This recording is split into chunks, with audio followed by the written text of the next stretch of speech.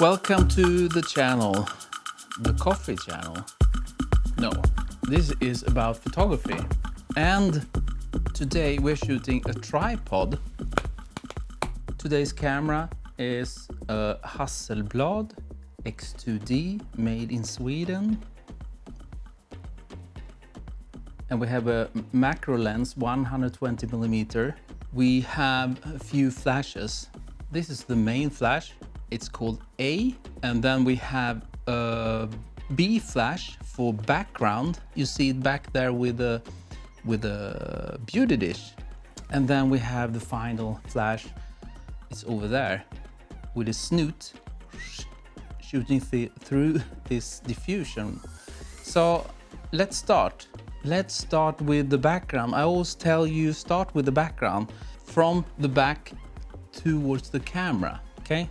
So I rolled down this paper, black paper, and I told you before, don't store them up here, because then they will like, and then they become very wobbly. You know, it looks like a disaster. Probably I can put in an image from earlier when I was trying out how it will look when you are lighting it from the side. It will show up even more, this wrinkliness. It was so bad, so I realized I need to do it in Photoshop, the background, redo it in Photoshop to get it perfect. But then I was thinking maybe it's better if I place it behind the scene over here, because if you light it straight on, the wrinkles will not show up so much. And also I'm very far away as possible. I'm very close to this wall, so the background will be as blurry as possible. You know, I have the camera as far away as possible from the background with I have like 3.5, I think. So very narrow depth of field, and then the background will look nicer a bit. So we can turn on this beauty dish. Why do I have a beauty dish? Well, I don't have any grids here. I have one. It's up there, but the other one, I'm shooting a lot now out on location, so I have my it's probably more than half of my tools, gear off site. So I had to use what I had. So the only thing with the grid is this one, and I have this old snoots with a small grid there. So I used what I have. So, and it works. You just need to place it in a good spot. You will see now. So let's turn on the camera first. Let's put on the remote that will talk to the flash. And we will turn on flash B. Let's shoot. It's very subtle. But I think it's very nice. So here we are. You see this wrinkly background. You know, this is amateur hour for me. It's so bad to have a wrinkly background. Then I always redo it in Photoshop. You need to be perfect, you know. When we look at the image now, it looks kind of okay because we have this distance to the background. And I have this beauty dish with this grid, you know, so we can get a nice spot on the background. Normally I would use like a reflector with a grid and place it a bit further away to get it bigger, you know. When I have this huge one, I need to be very close, otherwise it will be too big. So you need to find the spot here and the power. It's always a battle, distance and the power. Sometimes you feel like, I like this power, but I would like it to be bigger. Then you need to compensate You know, it's a bit tricky, but you will find it if you keep on doing it. You know, this light only for this background, maybe that took 1 hour in total, because I started with from the side with a snoot, wrinkly, bad background, and trying and testing and trying, you know, during the whole test shoot. So, and then I came up with this beauty dish idea and shooting straight on, then we will not see this wrinkle so much. So just for this light to get here where you see this image, probably at least 1 hour, you know. That's how it is.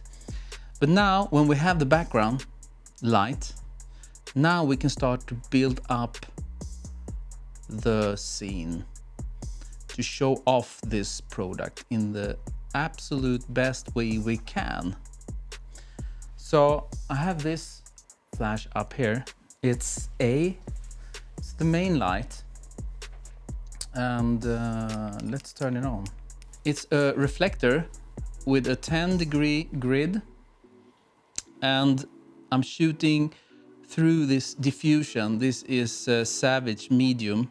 I also have some black cards that I'm blocking the light, one here and one there, because I felt the scene became too bright. I'm only using this small square for the light. That's all light, and this guy is shooting up here. So I'm blocking more than half. It's only a tiny bit of light that will hit this scene, the stone and the tripod. So let's take a shot. I like that the front of the stone is not that bright. I like that we have a shadow on the bright side. First I started around here, and then I moved it around, trying out what will be best, because I want to show off as much details as possible on this tripod, you know. You see here we have the light coming in, and if we didn't block off, this stone would be very, very bright. I want this to be a bit darker. We don't want the focus to be on the stones. We want to show off every little detail. You see here, and this is very beautiful, and this is super nice, and this handle is very nice, fading out to darkness, and it will meet the background, a bit brighter part. I think we need to move this, correct this a bit. If I shut off the background, you will see that this handle, the grip, it will melt into the background. It will be nice to have a bit more brightness at the background, so it will pop out a bit more. We need to add a bit on the background. You see there? I would like to have it a tiny bit more. Maybe we need to move it like 1-2 centimeters. Let's move this like maybe 3 centimeters. Yes. You see here, if you go back a bit darker, there is some, but if we look at this one, this is now this gradient fading out. It's still gray here on the background, and it will meet this black, you know, always like bright, dark, bright, dark, always this way. And also you see here, bright meets dark, meets bright, meets dark, meets bright. You should always have this in mind, and to show off all the details that you can, you know. Yes, so much better, but I think we can up the power a tiny bit on the background. Flash B, energy, 1, 2, 3, 4 clicks maybe. Let's test. Yes, I think I like this better. A bit more brightness, you know. So, are we done? No, I think we can make this product look a bit better than this. This is very nice, no question about it, but I want to take care of every little detail. So the way I think is it too dark somewhere? Yes, I feel that below it's a bit too dark. We could add a bit light source from below, but maybe also from the left side. And that's what I did next after this top light. This one, you see it over there, a flash, and it's called C. So what do we have here? Well, we have a light, a flash with a snoot and a small grid to make the light source smaller. First I had a bare flash without any modifier, and then it spilled on the background, and I want to have total control. I only want the light to hit the head from the left side, really. So I put up a black card to block the light on the stone here, because I don't want that one to be brighter. It will be brighter, and then you can choose after in post to keep this one or use the one I will show you right now. You see there, the shadow will be lifted up a bit. I think that is fine. But if I didn't have this one blocking off as much as possible from this light, it would be totally white, no shadow at all. And I kind of like this shadow.